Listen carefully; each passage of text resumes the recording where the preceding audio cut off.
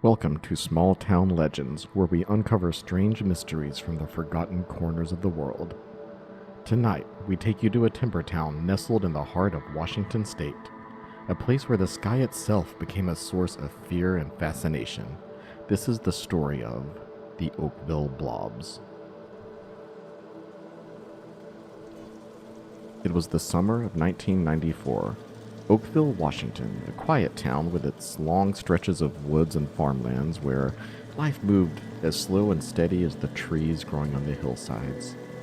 But then, the sky, once a familiar companion, turned into a harbinger of the unknown. August 7th, a date burned into the minds of Oakville's residents. On that day, the heavens wept something more than rain. As the townsfolk went about their daily routines, flecks of gelatinous goo began falling. It was unlike anything they had seen before.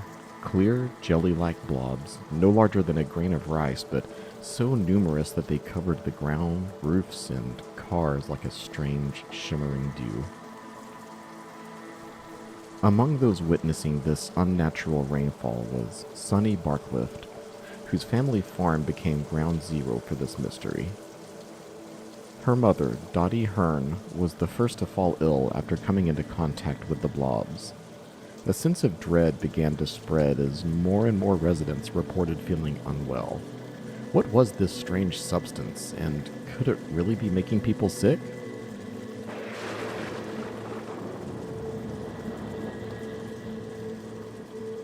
The Oakville Blobs would fall from the sky 6 more times, as if the town itself was cursed to receive these gifts from above. But where did they come from? What dark secret had the sky chosen to unveil?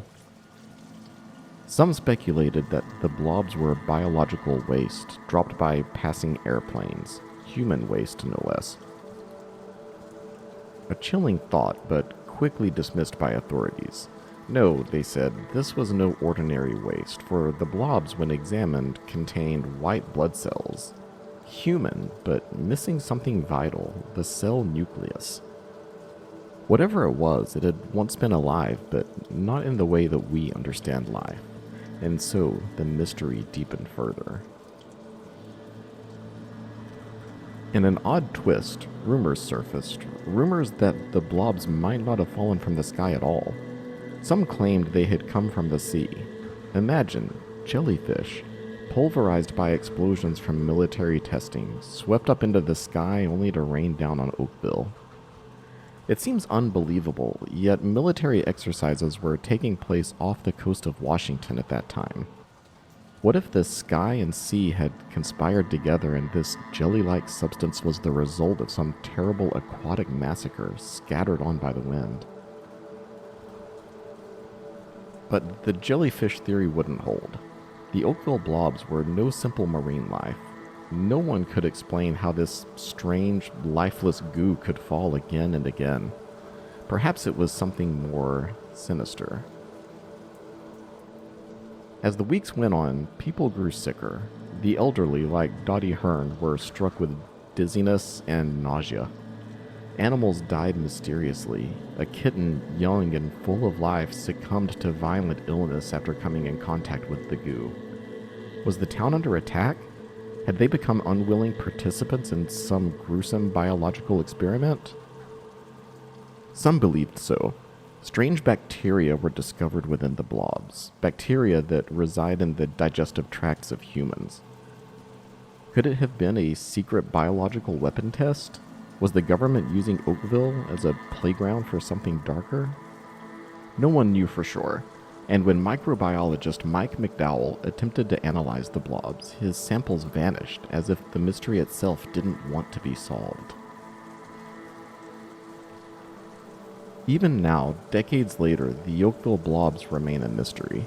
The people who lived through those bizarre days are left with only questions. Was it something from the sky, the sea, or perhaps something more insidious? The town still stands, quiet as ever, but the shadow of those gelatinous rains lingers like a specter.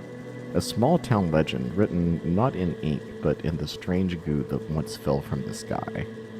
So if you ever find yourself in Oakville on a rainy summer afternoon, keep your eyes on the clouds and remember, sometimes the sky brings more than just rain. Thanks for listening to Small Town Legends. Until next time, stay curious, but watch the skies.